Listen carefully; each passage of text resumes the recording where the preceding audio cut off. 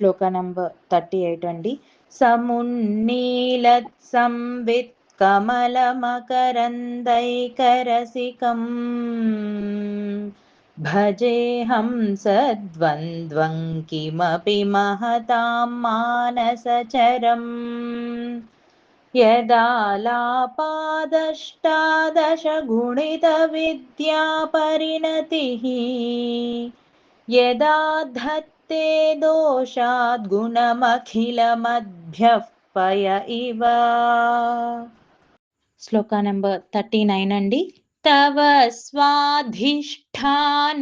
హుతవహమధిష్ఠాయ నిరతం